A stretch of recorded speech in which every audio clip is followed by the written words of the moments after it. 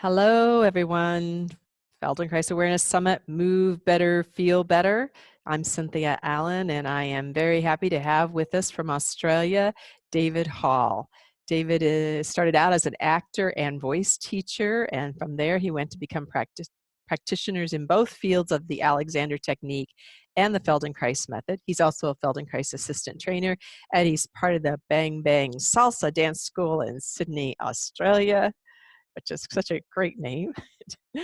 Welcome, David. Thank you very much. So this whole Bang Bang Salsa thing seems kind of interesting to me, and I know it's not our topic, but why don't you just tell us a little bit about that? Yeah, that was an interesting thing. I was doing a personal growth course, and we needed to do a community project that involved at least 20 people. And, I was already running movement classes, and we were learning salsa. So I thought, I'll put some salsa classes on.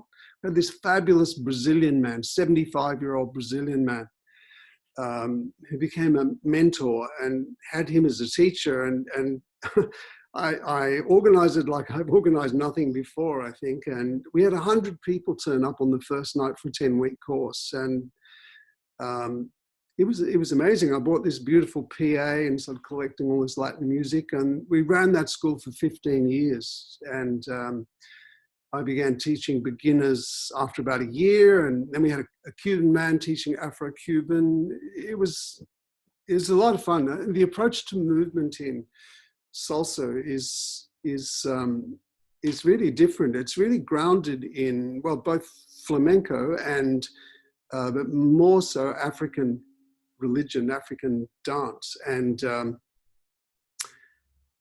it's a way of communicating and with the divine. There's this thing called the clave in salsa. It's this 3 beats in one bar, 2 in the other. And for the Cubans, clave is like Om is for the Hindus. It's the universal vibration from which everything is born. And the music is so infectious. And dancing with someone, just the skill of partner dancing was such a beautiful thing. And to work with people who are challenged emotionally, who don't dance, because Australia is, we're not really a dancing culture, was a wonderful opportunity to touch people and to get them to feel the space between each other and how they move. So it was really like one long extended ATM each class. Yes, well, just so people will know, ATM stands for Awareness Through Movement. So yes, I mean, it has to be very, very lovely experience on all fronts. And I learned some things about salsa I didn't know right there. So thanks for sharing that with me. Yeah, there's more on my website. There's an article, 2 articles about it. Okay. Yeah. So actually, we invited you here to talk about the Alexander technique, even though you're both an Alexander and Feldenkrais practitioner. I know you're going to put some of both in the mix, but maybe you could get us started with your experience with Alexander. Sure. Yeah, it's an amazing thing. It's so subtle. Feldenkrais is subtle. This is really subtle. And my first experience of it's a good case in point. I was studying yoga, and an English Alexander teacher who was also a yoga teacher came and gave a lecture at this school. It was an Iyengar yoga school. And it was interesting, but not that interesting. But when the teachers who accompanied him walked around and started working with people, it was amazing. This teacher came, she stood behind me, she placed her hands very lightly on my ribs. And from the moment that she touched me, I had this different access to the sense of my body, to the sense of life in my body. And I was a voice teacher at the time. And immediately my breathing changed. I relaxed more through my torso. And it just was this continual process of everything beginning to open up inside me. And she was just holding on to my ribs. It was a really compelling experience. And then I sought out a local teacher and began to have lessons. And after about a dozen lessons, I was just thinking, this is amazing, exactly what I want to be doing. And then joined a training course, and that went on for 3 years. And then at the end of that, and I discovered Feldenkrais halfway through. So I was halfway through that course, I was also going to awareness through movement workshops. And anyway, that course finished, and then a Feldenkrais training began. So I did that directly after. A Yeah. beautiful process. Back to back. Wow. Yeah. That's quite an initiation into the world of somatics. So Yeah. let's talk about this compelling work of the Alexander technique. I've had just a tiny little smattering of it, really small. And I would agree in that tiny little smattering, the touch of the teacher was phenomenally subtle and very potent. Like, really, it's hard to understand why I was responding, considering how subtle her touch was. Yeah. So there's something quite lovely in the work, and maybe you could get us started with, the beginnings of it. The beginnings of the work, or the Yeah, the quality beginnings of of the the work. Yeah, the beginnings of the work. touch? What was the context in which it arose? And Yeah, interesting thing. Just about the quality of touch is something I could add to that first, sure. maybe. You know, the way I explain it to people, it's the thing that's really emphasized a lot in Alexander trainings is the organization of your own body before in order to bring about changes through your hands. So, in the first year of an Alexander training, we don't put our hands, we just work on ourselves and teachers work on us. In the second year, you work on yourself by placing a hand on someone else's body, but you're still just tuning into what your own experience is and sensing what it is you can feel through your hands. In the third year, then you start to really pay attention to the student and, assist them. But so much of the changes come about through this subtle reorganization of your own body. Mm. And should I give Alexander's story? Will people? Absolutely. Okay, well, he was a really interesting guy. He's born in Tasmania in 1869. And that's an outpost of the British Empire. It's an island off the south of Australia. It's really in a background. And it's interesting in that it was the 30 years prior to his birth, there was a major genocide in Tasmania. Virtually the entire Aboriginal population was wiped out.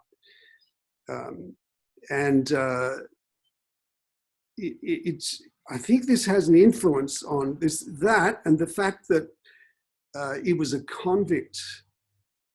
There's a penal colony when it began in Australia. It really shapes the technique. Alexander, Moshe had a genocide, that happened when he was 35, and it was after he was born, but it was there before Alexander was born. And the idea of the convict stain was something which, many Australians sought to get away from. The convict stain? Yeah, this idea that, you're a colonial or a convict and of lesser value than, an Englishman. Uh-huh. It's part of the, the racism of colonialism, really. Mm-hmm. But, it's funny, up until the 1950s, people here in Australia still referred to England as the home country. And, it's this, that changed after that, with my generation. It's all began to shift, and particularly as the British Empire collapsed and the Americans sort of inherited or took over, and then they became more influential. Australia's always been a client state. Well, since it's been colonized by Europeans. But the effect of the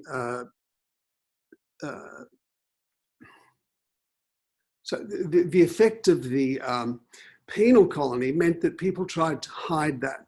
So really, Alexander thought of himself, was trying to pass himself off as an English gentleman. And his grandfather was transported to Australia. He's a participant in the swing rights, which were an agricultural rebellion. Similar conditions to now, where people had land that they could work on, these small tracts of land, and then all of a sudden they privatized it, and it just disinherited a lot of poor people and started doing workplace contracts, and people revolted, and a lot of them were transported. That was in the 1830s that was happening. Alexander's father was a blacksmith, and they lived up in the north of Tasmania. He was not the strongest person, and he was lucky enough to have a very good teacher who took him under his wing and was hoping Alexander would become a teacher. But he was a very mercurial person, Alexander, very thorough, very expressive person as well, and deeply interested in Shakespeare. And he decided not to become a teacher and to become an actor. Not too much work for actors in Australia at the turn of the century, but he used to give recitations of Shakespeare and poetry and bits of prose, and did really quite well. But he had this problem with his voice. His voice used to get so hoarse he could barely speak, and everything he tried didn't really work. Anyway, between the ages of about 21 to 25, he had the realization that maybe it's something that he was doing with his body that was causing the problem. So he set some mirrors up and he began to watch what he was doing. And first he couldn't notice anything, but after a while, when he looked more closely, he began to notice that before he moved, he'd do this funny sequence of activities. He'd tighten the muscles at the back of his neck, he'd pull his head back and down, he'd take a gasping breath, and if he was speaking, then he'd, brace himself. And he tried to not do it and found that he couldn't, that the habit was far stronger than his willpower. And he realized also that it wasn't just before he spoke that he was doing that, but this same pattern of unnecessary movements would occur in varying degrees no matter what he was doing. And anyway, he taught himself to not do that. And not only did his voice problem disappear, but there was this general improvement in everything that he did. And the change was so marked that people started to come up to him and say, "What have you been doing? Can you help me?" And he looked at them and noticed that they too, before they moved, would squash themselves up in this particular way. And if he could help, and they weren't aware of it, if he could help them become aware of that, then they too would experience this general improvement and an absence of some of those symptoms. And he had the major discoveries, the major solutions between the ages of 21 and 25. He had teaching rooms when he was 27 in Melbourne. And then when he was teaching his techniques, a lot of people, when he do performances, they say, "Wow, your voice is so amazing. Can you help me?" And so, he must have really been doing something quite good. And there's no footage of him speaking, but there's a little bit of footage of him sitting and talking and teaching, which I have links for that. You can show people to it. It's interesting to look at his hands in particular. He went to England when he was 35, about 1904, and sought to make himself well. He found a manservant and nice accommodation and fine clothes, because, as he said, unless you appeared to be the right sort, you couldn't get anything done there. And he attracted leading actors of his day and many scientists, and then his technique became known. Between the ages of, I think it's 45 and 55, he went to America as well. Trained his first teachers in 1931, a 3-year training course, and died in 1955. So he was definitely a predecessor for Feldenkrais by quite a few years. Yeah. Feldenkrais met him when he was 45. He may already have read his books, knowing Moshe, probably, definitely. And Alexander was 80. Mm. There's an interesting story about that, in that Moshe goes to visit Alexander and he has an interview with him, and where he would have felt Alexander's hands. And Moshe, I remember him saying in the Amherst training, Alexander had the most amazing hands in the world. And so Alexander interviewed him, and then he sent him off to another teacher named Walter Carrington, who he had lessons with. And that was in 1949. And then Moshe brought body and mature behavior along, showed it to Walter Carrington, who showed it to Alexander, and Alexander summoned him and said, "What's all this? You've taken my ideas and there's no reference to me in the book." And Walter Carrington said it was the only time he saw Moshe nonplussed. He didn't know how to answer. And a lot of people, I read that and I think, oh, he seems a bit precious about it or something. But it's worth remembering that in the latter years of Alexander, or the previous 6 years, Alexander had undergone a court case with the head of physical education in South Africa named a Dr. Jokel, who accused Alexander of being a quack because it was becoming popular in South Africa. And there was this long court case, took 6 years, and Alexander's work was exonerated, and he was able to sue Dr. Jokel. And in 1949, the year after that case was settled, they appealed. And the appeal was thrown out, but nevertheless, it would have been a stressful time for Alexander. He'd already had a stroke in when he was 78, I think, but had recovered from it. And so he's probably pretty stressed about, or sensitive about, someone taking his work or doing something with it. That's very interesting, David. I think it is, of course, important to remember, first of all, he'd invested a lot of his years in his work. And he had this lawsuit, and then you have Moshe that to him looked like hadn't really, perhaps he didn't have an understanding that Moshe already had a considerable amount of time put into developing his own thought and understanding, that wasn't all new for him when he began his work with Alexander. No, he would have read, I'm sure he would have read Alexander's books. And he would have already produced his own ideas. God, he's got so many other, ways he's coming from. I think it's unfair to accuse Feldenkrais of just saying, he stole the ideas. I mean, Alexander worked with this guy named Delsarte. I don't know much about the Delsarte system, but that has similarities. But as with all of this work, it's what people, it's not something you inherit. You actually have to make it your own. Well, and we know that Feldenkrais already at a young age was involved in movement and from a very different perspective. So you might talk just a minute or so about that to give us this flavor of how these two men came with some things that were similar, but also some pretty big differences. Yeah, they're fundamental differences. It's interesting, I think, the weaknesses of the methods, because I think that, both men felt dissatisfied at the ends of their lives with what they hoped they had something which could change culture, which would, was the answer.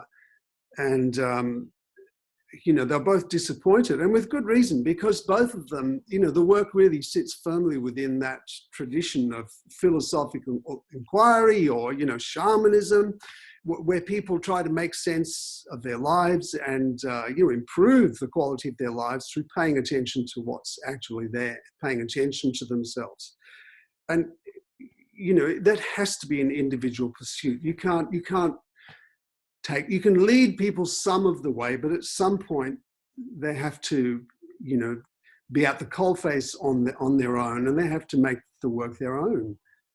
And, Feldenkrais used to say that people needed as many lessons as they were old. Alexander they had to have read his 4 books, and then they had to have, 40 lessons, one every day.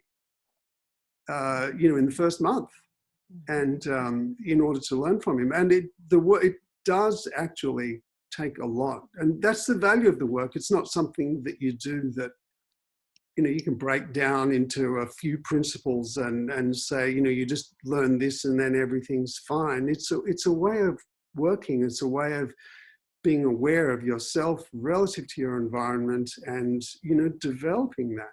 Just continue to inquire to see how you can refine that process. And they both came about it in different ways. And it's interesting that the weaknesses in the legacy that they left, I think, relate to their strengths. In that Feldenkrais was strong. I mean, a 15-year-old turning up in this dangerous place, like almost like, prelude to a war zone where there are knife fights and things, and he's the one teaching the adults self-defense at 15. I mean, he's got to be really confident and extremely strong and capable. He's, a lot of things that, just came easily to him. 25, rewriting a chapter to the book on the unconscious. I mean, he's just clever and able to do things. And, that's something that he didn't have to think about. And whilst his technique is focused on learning, it doesn't contain the steps that he went through to develop that incredible capability and strength. And so I find that many people doing Feldenkrais can be a bit floppy in the way they're organized. They get loose, they're really in tune, and, they can adapt themselves in different ways, but they don't have this sense of strength that a fighter has. And they don't have the, the capacity to do a lot of stuff that to live the sort of, I can't remember how Moshe used to phrase it, make a good account of themselves. That's it. And Alexander, he's expressive. And, he'd light up a room when he walked into the room. You look at the little video of him, his eyes flashing about. He's got this mercurial sense. He's dressed smartly. He was really expressive. And, his big crowning achievement for him was when he did a performance of the Merchant of Venice in London, I think it was, using his students as the rest of the cast, and to prove that his system could help people, control their nerves. But for him, it was this, his turn as Shylock was his crowning glory. And he's received this long standing ovation. He thought it was for his acting, but really it was for the legacy of his work. And the thing is that he didn't, the work doesn't really address the steps that he went through to become that expressive and to seek out literature in the way that he did. And in his writings, his writing, he's not the best writer. It's so dense, the text, it's difficult to read. But consequently, without that in his system, there's a tendency for many, people learning Alexander's technique to look a bit wooden, because they're learning a principle in how they actually, how they carry themselves or how they organize themselves to move. And, if they're not exploring self-expression very much, then it's easy for them to just look, as if they're sitting at a garden party in the Buckingham Palace or something, feeling awkward. So for you, the contrasts are maybe that the Feldenkrais practitioners tend to be a little more floppy or not organized for power, and for Alexander teachers, perhaps they tend to be a little bit more wooden or Well, I'm talking about the common perception, because it depends on, there's so much scope. But, everyone who trains in the methods, they all have this experience of, you can't just copy it, you have to make it your own. So everyone brings their own handwriting to it, as Moshe says. And there are many Feldenkrais practitioners who do all this, we'll call them martial artists for a start, who are very strong. And if you learn to move from the pelvis, you can be very strong. But it's different, you actually have to work on that. So you can't really characterize the techniques, or it's really hard to distinguish them. People asking what the difference is. It's an impossible question, because, for everything I say, oh, that's the Alexander technique, this is the Feldenkrais method, there'd be a practitioner who would say the opposite, based on their experience. But they do have something that's quite unique. They do have these jewels in them that are similar. like Moshe's idea of observing yourself without correction, just pure genius. And you combine that with his statement about the find your true weakness and surrender to it. Absolutely ingenious statement, and as a way of working to, just allow yourself to discover more and more. And Alexander's idea that, or he called it faulty sensory appreciation, but the idea that your sense of feeling is based, on your experience. So what feels right is really what feels familiar, not necessarily what is right. You say you can't do what's right if your idea of right is wrong. So here, this fundamental idea of needing to stop. And that was one of the interesting things about his process, in that when he was working out what was going on with his voice problem, he had these mirrors set up. He'd have set up one in the corner and another one at an angle so that he could look straight ahead and he could see a profile.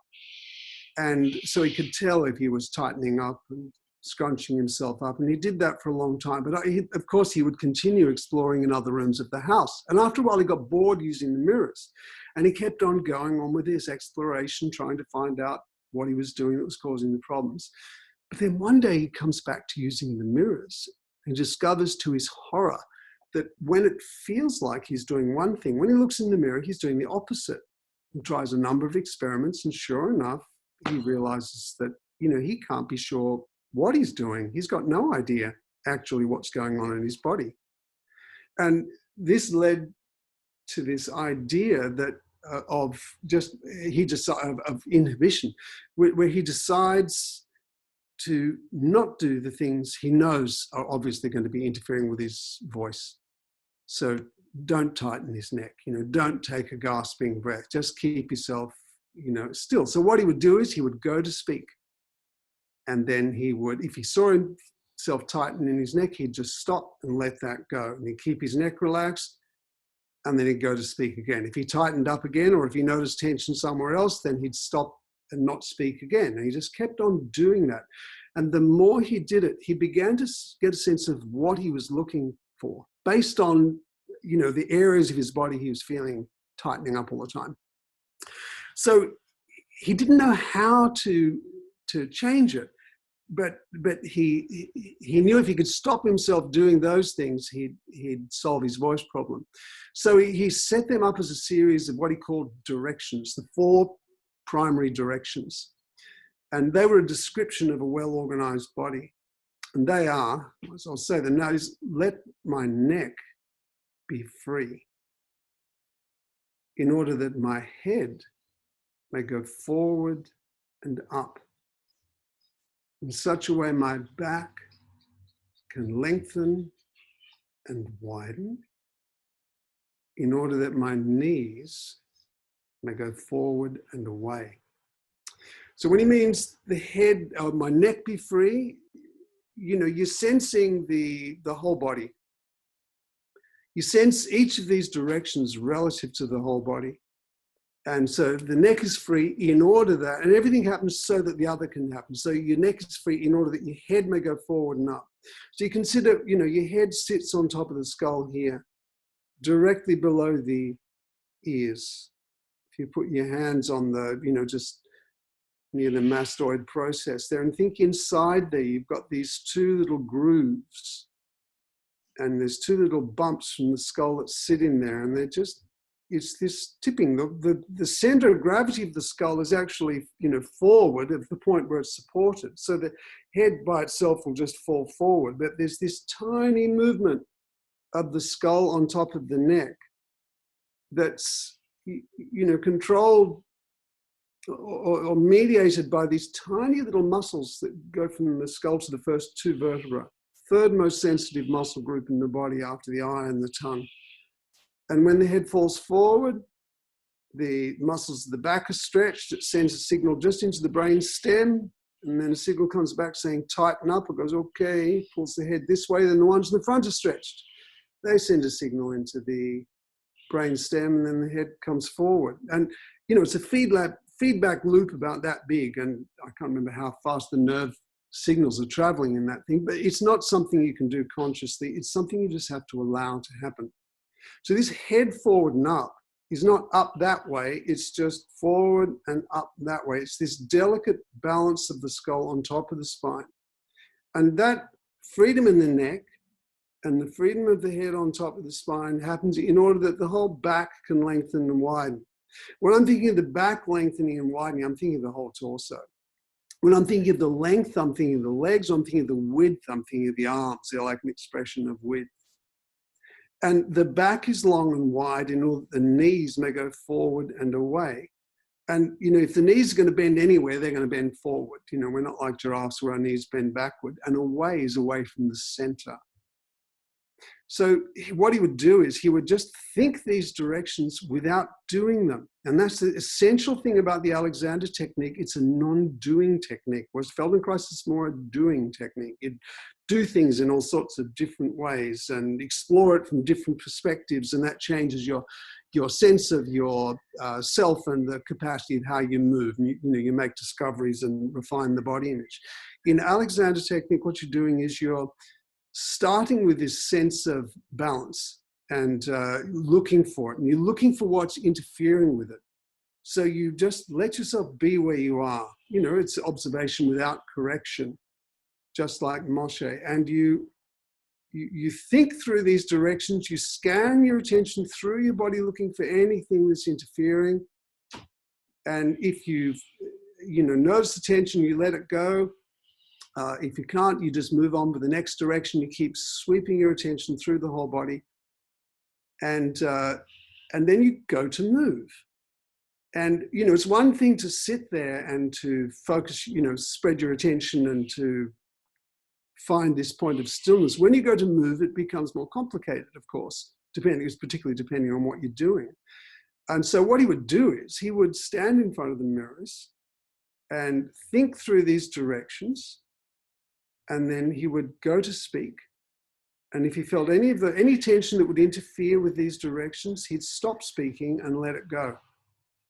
And at first, he'd notice it when he was already speaking.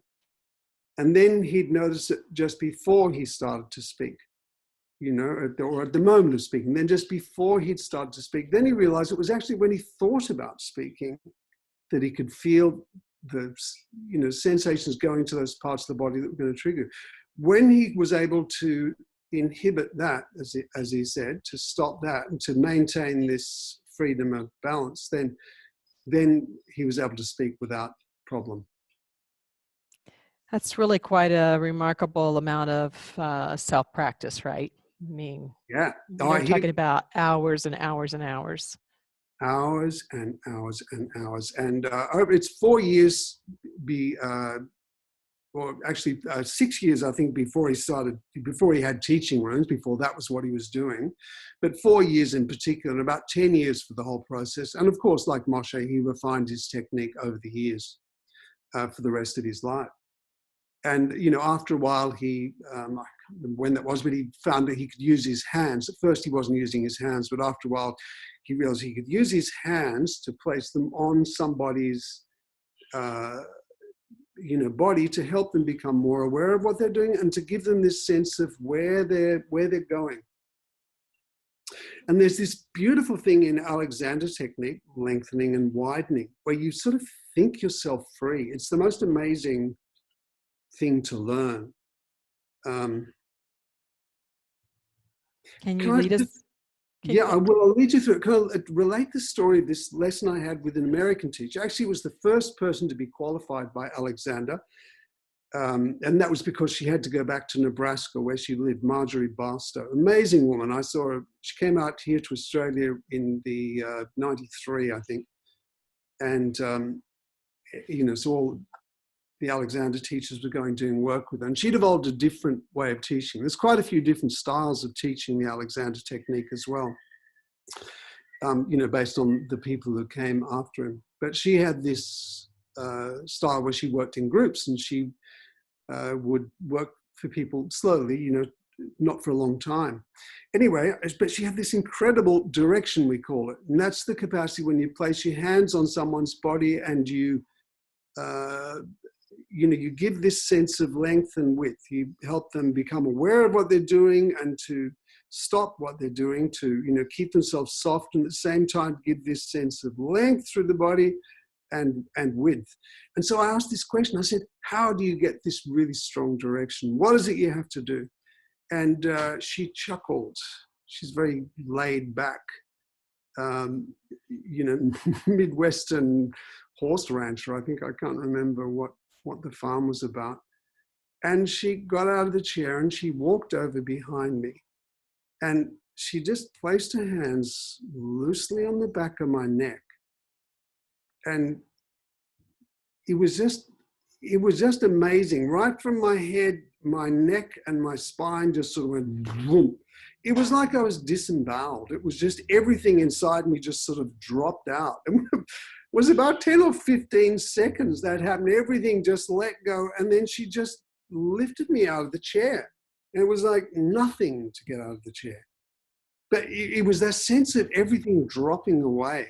And, that's the sense of where she was. When she was over here for that tour, she'd say, I'm going to bed now. And she'd go and lie down and she'd do this process Alexander had. It was the only exercise he used, called the whispered R. Actually, that's one of the other things that's different about the Alexander technique is to Feldenkrais, is he thought that exercise was always going to be a problem because people's sense of their body was going to be a problem. That if you'd just be, the pattern of misuse, he used to call it, would be there when the person does the exercise. If they do strengthening exercise, you just strengthen up that pattern of misuse. And as such, he didn't really like exercise. But he did this one thing called a whispered R. And he described as a process that you use to observe the way you're using your body. And that is, you just observe your breathing, just allowing it to be as it is. Then you slowly open your jaw. You think of something funny and smile. So you get this sense of opening right through to your ears, smiling ear to ear. And then you breathe out with a, and then you let your breath go. And the breath is free. So, and he maintained that doing that, you could discover everything, because this area through here is so, and through the mouth and nose, he doesn't spell it out like Moshe did. There's not as much detail, but the actual practice of it is brilliant. And it's this idea of being able to lengthen and widen that's fabulous.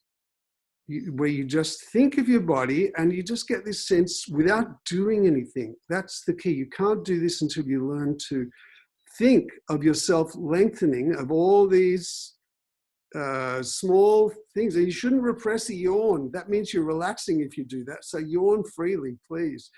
You just people who couldn't see me right then, but I was thinking about the lengthening and the whole of it, just thinking about it, and it did bring up an automatic yawn reflex, which I didn't want you to think I was bored with you. No, it's all right. Everything starts to open up from the inside and you get this lengthening. So when I'm working on, I use a low Feldenkrais table. I've rather than the high Alexander table. And, let's say I'm doing a Feldenkrais session. Well, actually every session is just a David session anyway, rather. But let's say I'm pushing through someone's leg. I'm holding their leg, under the knee, let's say. I have the width of their leg, the width of the knee and the width of the connection into the pelvis and the sense of that whole side right up to the head. And in the stirrup of my thumb and first finger, I have the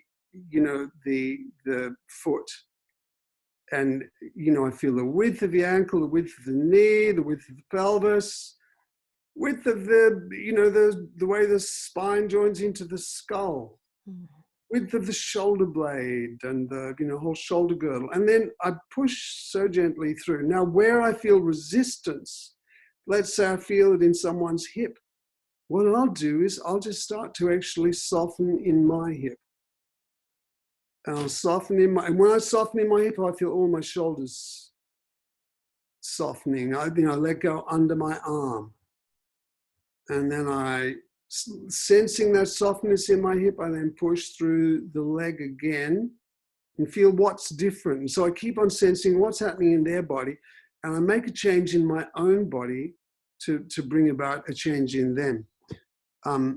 That's really what you're doing in Alexander. It's a really good thing. Sounds like a great thing. I think uh, I could use several things out of that just to play with this next few weeks to improve my own Feldenkrais practice for sure. Yeah. Maybe it's good to give you a sense of the directing and inhibition process, to give you an experience of it. That'd be lovely. Yeah. So I'll describe the process of directing out loud. So I'll give the directions, as Alexander would say, and then maybe we'll bring a movement into it, lifting the arm up or something to test, and we'll lift up. Either arm. You can pick either arm. So in fact, why don't we begin by just lift your arm up and just get a sense of how it is, so we have something to compare it to. Try that, a couple of times to get a sense of what it is. Maybe try the other arm too to feel the difference. Yeah. Okay, so now I'm sitting here. I'm sitting on the floor now. Perhaps you're sitting on a chair. I'm on a chair. Mm-hmm. Yeah. So just sense now the overall organization of your body, what's going on, where you are, what you feel. Sense of the space around you as well, and how you're oriented to it. So I'm sensing my body, and I think, my neck is tight. So I think, let my neck be free. And the moment I think of that, I think across the sacrum, the inside of the sacrum. And that starts to widen, and I feel my knees relax. So I think, let my neck be free, in order that my head may go forward and up. And I now sense down the back of my spine, across the back of the shoulders, in such a way my back can lengthen and widen. When I feel something complicated across the front of the pelvis, but I can't even articulate it, but I just sense it, in order that my knees may go forward and away. So I'm not actually trying to make my knees go forward and away or to do anything. All I'm doing is actually just scanning through the whole of my body relative to each direction and looking for anything that's there. If something lets go when I look at it, good. If it doesn't let go, it doesn't matter. I just get a sense of where it is and then move on to the next direction. So let my neck be free. And I think around my ears, such a way my head can go forward and up. I think across from the back of the ears, across the back of my skull. And then, at the front of the neck, up, the base of the nose. And then the top of the nose as well, we might think is and the soft, the hard palate as the top of the skull in the front. So think, let my neck be free. Now I'm tightening in my underarms, in order that my head may go forward and up. And whilst I'm tuning in for that little bit of delicate balance in my head and neck, I can't resist tightening up in my legs, my thighs at the front. So my thighs are just softened, and now I'm widening across the base of my neck in the front. So let my neck be free, in order that my head may go forward and up, such a way my back can lengthen and widen, in order that my knees may go forward and away. Think of the width of my knees, the width of the ball of my foot, And the width of my ankles and the shoulders. Sense my breathing. Sense of the whole field of sensation. Let my neck be free. I'm tightening in my eyes, so let my eyes relax. Such a way my head may go forward and up. And in my tongue and throat, right down into the front of the body. And just sense the whole visceral cavity from the nose and mouth and throat down into the lungs. And so think of my back lengthening and widening through the whole rib cage and belly and into the pelvis, in order that my knees may go forward and away. Now think of the sides of the sacrum joining onto the pelvis, sacroiliac joints. Feel the inside of the thighs to the pelvis and knees, and from the sitting bones up to the sacroiliac joints, and the sense from the sitting bones through to the back of the knee and the hips. Let my neck be free in order that my head may go forward and up. And I can see I'm lifting myself up now, and it's like there's a hole in my back. I'm sort of lifting my chest. So I just think, in order that my back can lengthen and widen, and just sit there with the sense, the roundness of the back, the roundness of my pelvis.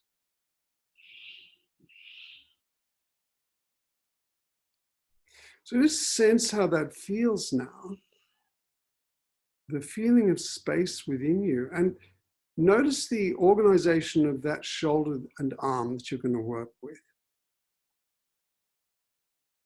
And so I'm going to keep saying the directions, and I want you to lift your arm up, but the moment you sense any interference with those directions, any tensing in the neck or even the shoulder, and in fact, to make it easy to speed the process up, could we do it so if you notice any tension at all when you go to lift your arm, it could be just in here or a tensing in the arm, stop and just let that go completely. So we want that experience, as if you'd been doing this for a long time, of there being absolutely no sense of effort whatsoever.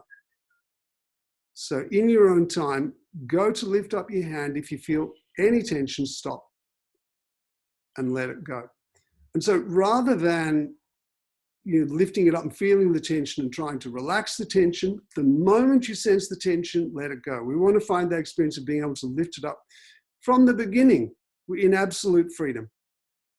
So you think, let my neck be free. That's the whole spine. In order that my head may go forward and up, back in the front of the head, the cranial skull and the spine, and the visceral skull, upper and lower jaws, and the whole gut. And the head goes forward and up in such a way the back can lengthen and widen. It's the front and back of the underarms. The moment, if you're lifting your arm up, or still it's too much, you're not paying close enough attention. So I want no sense of effort whatsoever. So if you feel any tension at all, don't lift your arm. Okay, just go to lift your arm. So think, let my neck be free, and in your own time you can go to lift your arm. But if you feel any tension, don't do it. And then when you let your arm go again, really tune in, let that area be free, and then go to lift it again. If you feel that same spot tighten, just stop again and let it go. Or maybe you'll notice somewhere else. Well, then let that area go too and stop. So you're spreading your attention through the whole body. Let my neck be free. in order that my head may go forward and up, such a way my back can lengthen and widen, in order that my knees may go forward and away. So when you have this sense of lifting the arm, there's this sense that the whole body is still going to be lengthening and widening. And of course, the more subtlety with which you initiate this movement, the closer you become to that experience of being able to feel the pattern of misuse or disorganization in your thinking, in the image of your body, and you learn to inhibit that. So try not moving it at all, just going to move it. Usually, sometimes it takes a while to get that sort of sensitivity, that sort of stillness, to feel movement that subtle, so that your breathing can be completely uninterrupted, completely soft, and with no interruption as you move.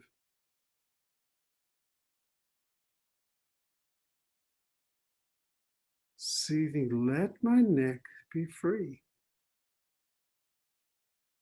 in order that my head may go forward and up. And as soon as you feel any tension, don't keep going and letting it go.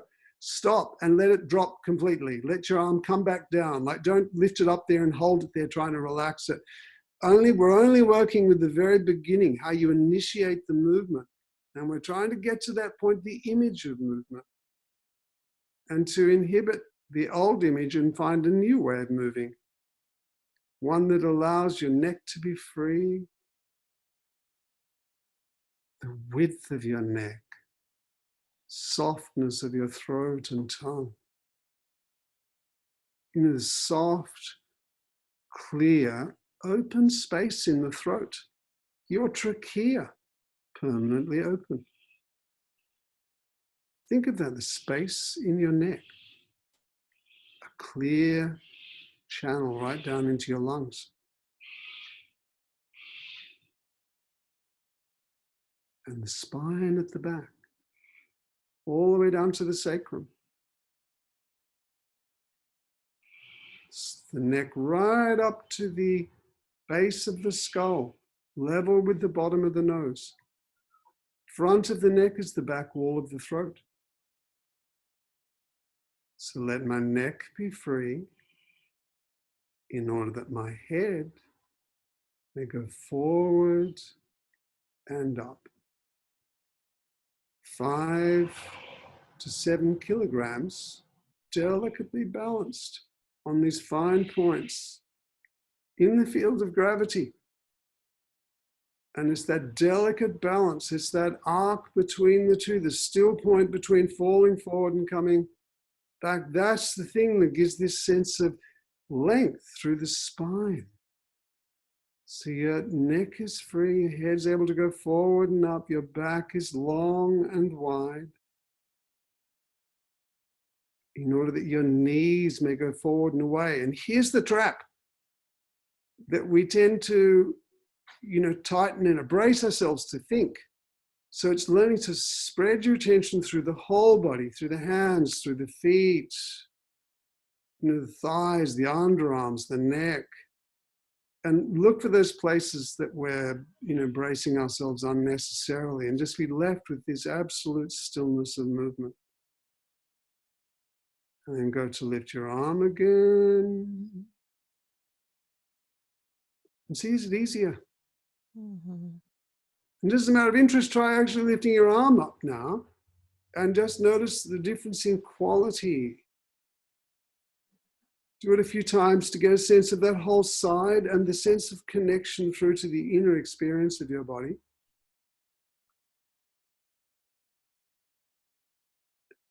And then maybe try the other arm, just to feel the difference. Mm-hmm.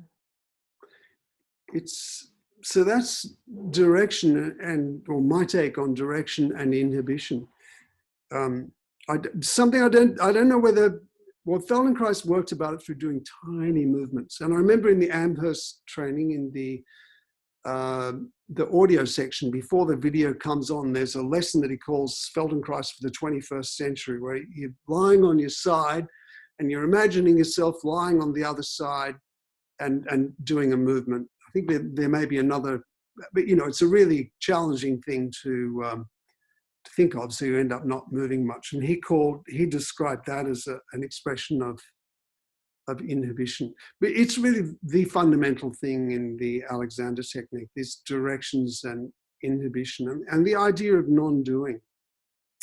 And the practice of teaching it is really, it's different to Feldenkrais. It's the interesting thing is that the Alexander training is twice as long as the Feldenkrais training, and there's a 1:5 teacher-student ratio.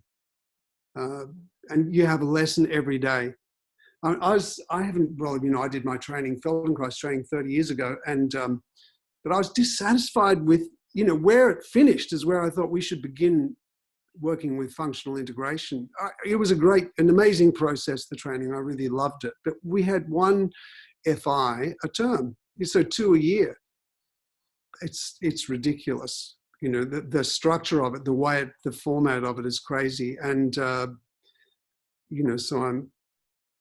I'm sure that's going to continue to evolve. But there's a lot of hands-on work in the Alexander training, and most of it is geared to this idea of non-doing and just sensing this stillness. And of course, it's part of the challenge of all of the work. Feldenkrais's work too, he has this idea where he wants people to not behave in a compulsive manner, to be able to, make choices that are based on their actual abilities, what they want. And Alexander's, his third book was Constructive Conscious Control of the Individual. So Alexander's idea was that humankind has developed unevenly. We've developed our mind more than our bodies at the moment, and we need the body we need to develop more awareness of our bodies so we can catch up and bring about a balance in that. So his idea was this idea of consciously control. But how can you control something you've got so little awareness of? I mean, the idea of having conscious control is ridiculous. So much of our actions are unconscious. Same thing with compulsive behavior. How the hell can you stop yourself behaving compulsively when you can't tell what the triggers are? You don't even know what they are. Our whole conception of the human experience is so flawed. And, we're only scratching the surface. I mean, you compare it to, some of the Buddhism has been going for 2,500 years. Sorry, that was me tapping on the table impatiently. Buddhism's got 2,500 written or years of history, and there's this aspect of Buddhist practice called shamatha, which is meditative quiescence. It sort of translates roughly as. But it's a process where you learn to make yourself, so actually what you're learning to do is to take yourself to a state of consciousness that's equivalent to deep, dreamless sleep, but whilst you're lucid. And they've delineated 9 stages to get to that. And you get to it by just learning to sit or lie or whatever position you choose and focus your attention on one object. In the first stage, you have your attention on your breath or the space of the mind or whatever, and as soon as your attention's going away all the time, and you have to bring it back. Stage 2, you've got a little bit more control, but it's still, your thoughts are like a river rushing through a gorge. You can't really stop it. By the time you get to stage 4, you start to feel a bit of progress and there's some change in your life. By the time you get to stage 6, you're probably doing 3-4 hour meditations 2 or 3 times a day to get to this. And you also start to, if there's any deep stuff that's in the surface, that starts to come up now.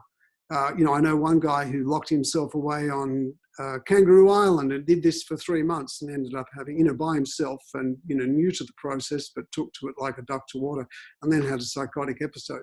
It's that depth of, unconscious stuff that starts to come up. By stage 7, you're home and you're through that, you're home and hosed. By stage 9, you're able to sit and focus on an object for 24 hours, without wavering. Most people don't experience the process of shamatha in a lifetime, and it's to have a pliable, stable mind that enables you to focus on things.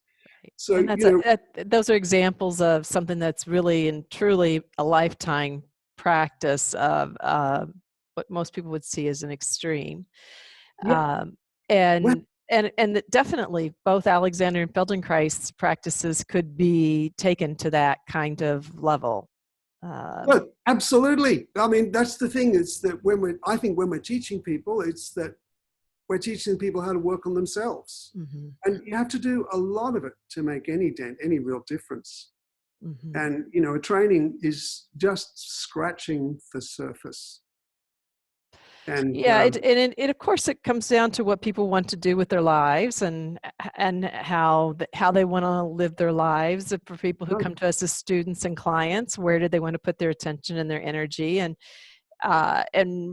what are you happy with knowing about yourself and how you interact in the world? I mean, these are all things that matter, right?